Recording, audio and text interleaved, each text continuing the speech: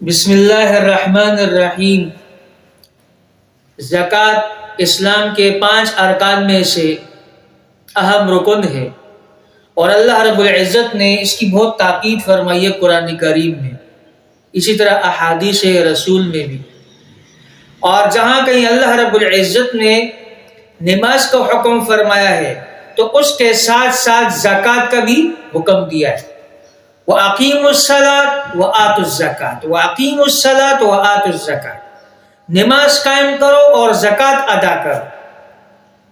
نماز بدنی عبادت اور زکوٰۃ مالی عبادت۔ بدنی اور مالی عبادات کو ایک ساتھ ذکر فرمایا ہے اللہ رب العزت نے، اور کئی جگہ پر اللہ رب العزت نے ایک ساتھ ذکر فرمایا۔ تو گئے اس بات کی تاکید فرمائی کہ زکوٰۃ بھی اپنے مال میں سے نکالا کرو اور مساکین میں تقسیم کیا کرو۔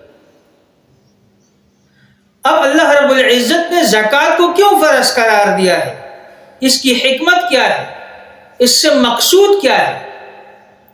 اس سے مقصود یہ ہے کہ جو غریب اور یتیم اور جو مستحق لوگ ہیں، جو غرباء اور مساکین ہیں، دولت مند لوگ اپنے دولت سے جو شریعت نے اس کو حصہ مقرر کیا ہے کہ اتنی فیصد زکوٰۃ نکال کے غریب مساکین میں تقسیم کیا جائے، اور ان کا اس میں ظاہر بات ہے کہ بھلا ہے، ان کا بھی اس میں کام بن جاتا ہے۔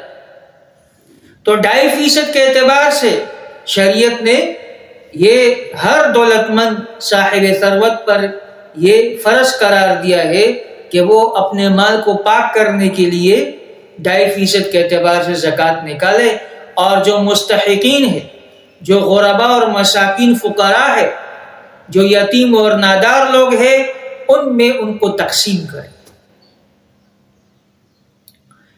اب اس کی فرضیت کب ہوئی؟ اس میں علماء کا اختلاف ہے کہ اپنے مال کو پاک کرنے کے لیے جو سالانہ زکوٰۃ دیا جاتا ہے تو اس کی فرضیت کب ہوئی ہے؟ تو بعض نے کہا کہ یہ ہجرت کے بعد فرض ہوئی، بعض نے کہا کہ سن 1 ہجری میں فرض ہوئی، بعض نے کہا کہ سن 2 ہجری میں فرض ہوئی، رمضان کے روزوں کے بعد۔ بہرحال اس میں علماء کا قدر اختلاف ہے، لیکن اس سے مقصود اور حکمت یہ ہے کہ جو اس امت کے صاحب ثروت لوگ ہیں وہ اپنے مال سے زکوٰۃ نکال کے غرباء اور مساکین میں تقسیم کرے۔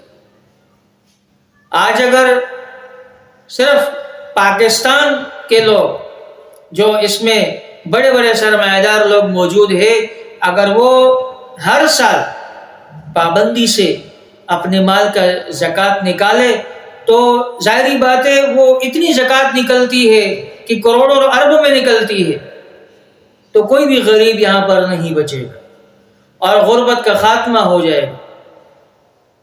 اور مقصود بھی یہ ہوتا ہے زکوٰۃ نکالنے سے کہ غریب لوگ بھی اپنے آپ کو ہلاکت سے بچائے، اور ظاہری بات ہے جب یہ سلسلہ ہوگا نہ کوئی چوری ہوگی، نہ کوئی ڈاکہ ہوگا، اور نہ کوئی رہزنی ہوگی، اور ظاہری بات ہے کہ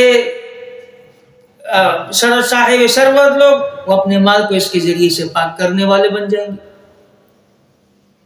کیونکہ زکوٰۃ کا مطلب کیا ہے؟ پاک کرنا، اپنے مال کو پاک کرنا، طاہر کرنا، بڑھانا۔ اس سے مال بڑھتا ہے، گھٹتا نہیں ہے۔ جیسے کہ بعض نامعقول لوگوں کے ذہن میں یہ بات ہوتی ہے کہ بھئی ہم کیوں زکوٰۃ دے دے، خواہ ہمارا مال جو ہے نا وہ گھٹ جائے گا۔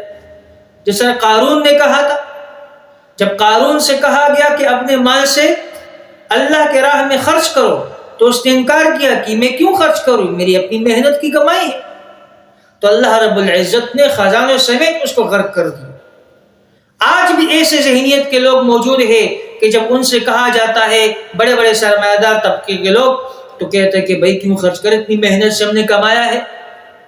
بھائی اللہ کا حکم ہے، اللہ نے نماز کی طرح اس کو فرض قرار دیا ہے، نکالنا تو پڑے گا، اور اگر نہیں نکالا تو قیامت والے دن سخت عذاب ہوگا۔ حدیث میں آتا ہے، صحیح بخاری کی روایت میں ہے کہ نبی اکرم صلی اللہ علیہ وسلم نے فرمایا کہ جو آدمی اپنے مال کی زکوٰۃ ادا نہیں کرتا تو قیامت والے روز وہ مال ایک زہریلے ناک کی صورت اختیار کر لے گا، اس سے ایک زہریلا ناک بن جائے گا جس کے انتہائی زہریلی پن ہونے کی وجہ سے اس کے سر کے بال جڑ گئے ہوں گے اور اس پر 2 نقطے ہوں گے ان کی آنکھوں پہ، اور وہ اس کے گلے کا توق بن جائے گا اور وہ اس کو ڈستا رہے گا اور اس سے کہے گا انا مالو کا انا کنزو کا، انا مالو کا انا کنزو کا، میں تمہارا مال ہوں، میں تمہارا خزانہ ہوں. وہ اس کو ڈستا رہے گا. اتنی سخت وہی رہی. تو اس لیے جو دولت مند اور صاحب ثروت لوگ ہیں ان کو چاہیے کہ وہ اپنے مال کی زکوٰۃ پابندی سے ہر سال نکالا کرے اور غربا اور مساکین میں تقسیم کیا کرے. تو اسی ذریعے سے اللہ رب العزت جو غربت یہاں پر قائم ہے اور جو مہنگائی ہوئی ہے تو ظاہری بات ہے غریب کو اس میں تھوڑا سا کیا ہوگا، وہ ہے کہ وہ جو کہتے ہیں نا ریلیف مل جائے گی. اللہ عمل کی توفیق عطا